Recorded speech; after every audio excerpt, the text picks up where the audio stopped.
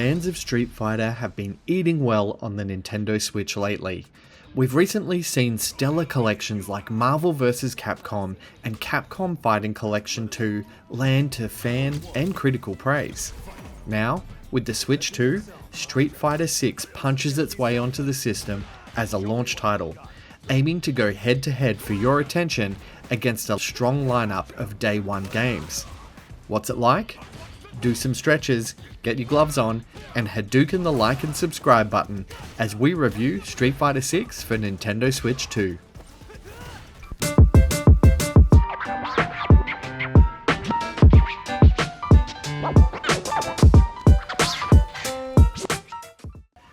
Street Fighter 6 on Switch 2 brings everything that other platforms offer, including its three main gameplay pillars, as well as an odd little exclusive.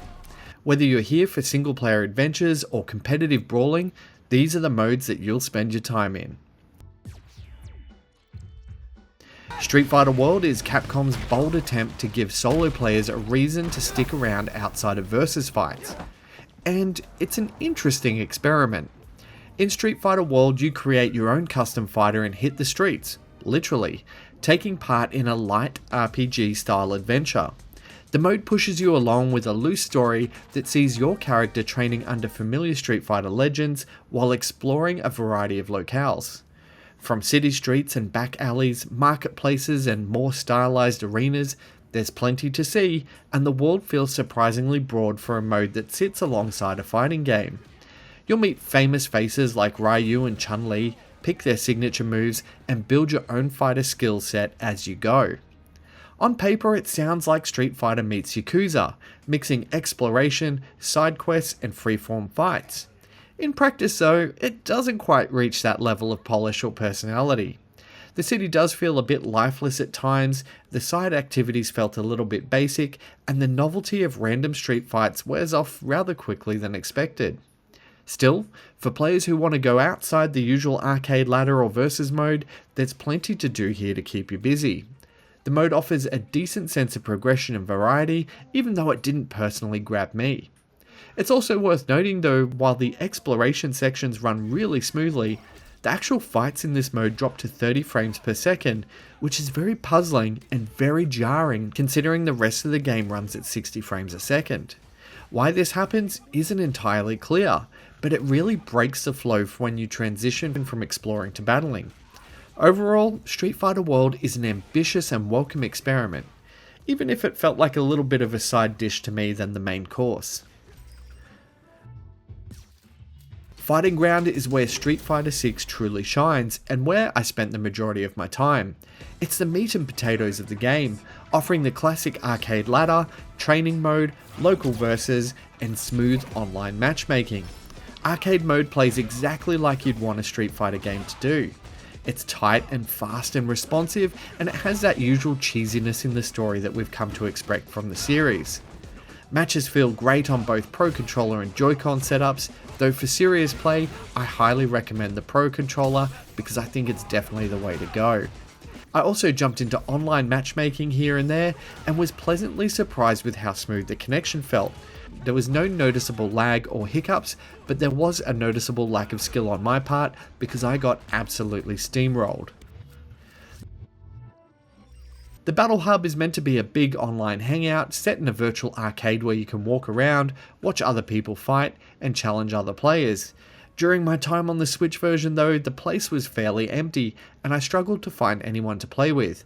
After a few minutes of wandering around, I gave up and just went back to regular online matchmaking through Fighting Ground, which worked much better. It's a cool idea and maybe it'll thrive a bit more when more players jump in, but for now it felt more like a curiosity than a must-visit feature. Then there's also this odd extra. It's a calorie counter mode and it's exclusive to the Switch 2 version.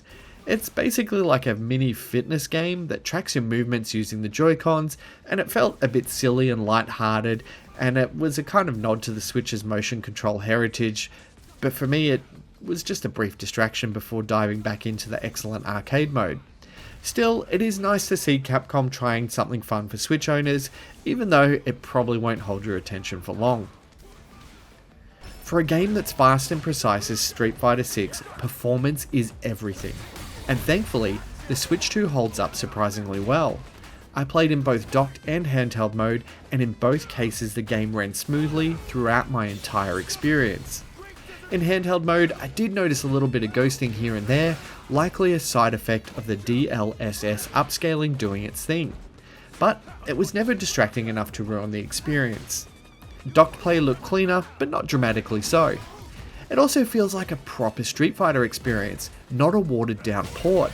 The characters have amazing visual flair, the effects are over the top and explode with colour, and the presentation is so stylish and absolutely fantastic. As mentioned earlier though, the weird performance exception is Street Fighter World's single player fights, which inexplicably run at 30 frames a second. The rest of the game is smooth, but those battles, it's just such a noticeable and jarring dip, especially when the rest of the game is just locked at 60 frames per second. I still don't know why this happens, and it really stands out. Matchmaking in Fighting Grounds online mode worked very well once connected, and finding matches sometimes took a few minutes. Still, once a fight began, the netcode felt solid with no major lag or stutter. I felt like I lost simply because of a skill issue and not a network one. For anyone worried about Switch 2 compromises, this version holds its own. There's no big visual downgrades or broken features that stood out. And with Capcom announcing that this is actually a tournament legal copy of the game as well, you can trust that the core competitive experience is fully intact here. Capcom have clearly put effort into making Street Fighter 6 approachable for players of all skill levels, and nowhere is more evident than its three distinct control schemes. Whether you're a series veteran or a total newcomer, there's an option to suit you. Classic controls will offer you traditional 6-button setup that seasoned players will instantly recognise. It offers full manual control over every normal, special and super move, perfect for players who want absolute precision in the classic Street Fighter feel. Modern controls are aimed at more newer or casual players. The modern control scheme simplifies inputs by mapping special moves to single button presses and combining attacks into easier strings. This reduces the complexity of execution, making it easy to pull off flashy moves without memorizing every command. It's a great way for beginners to feel competitive without that steep learning curve. The third option is dynamic controls, and it takes the simplicity even further, and it's designed mainly for local play or party settings. This mode uses an AI assistant to automatically select appropriate attacks based on your position and situation. It's not intended for competitive play, but it's a fun way for newcomers and younger players to jump in and enjoy matches without worrying about complex inputs.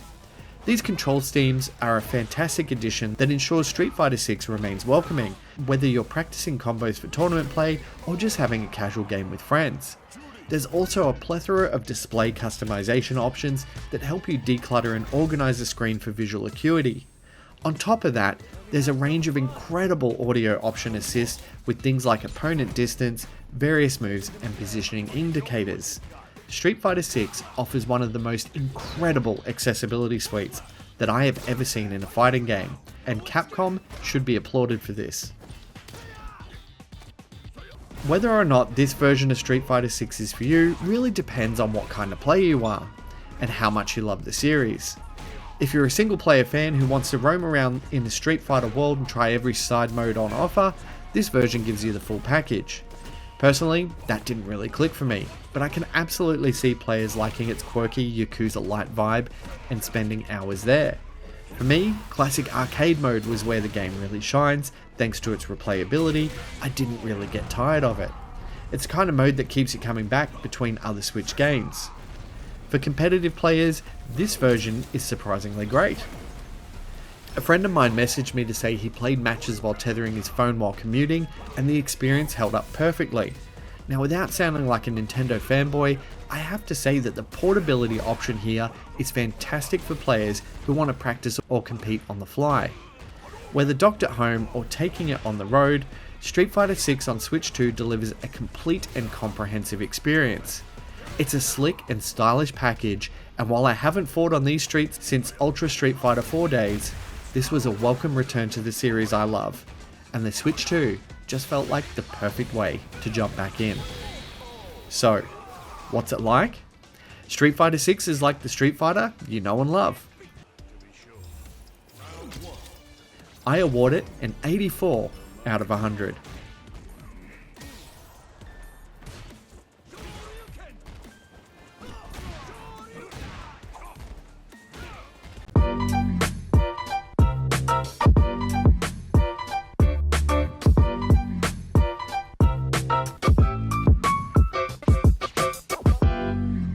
Thanks so much for watching my video. If you liked it, the best way you can support What's It Like is by liking, subscribing, and sharing it with your friends. For more reviews, click on the thumbnails to the right, and for everything Nintendo, check out what'sitLike.com.au.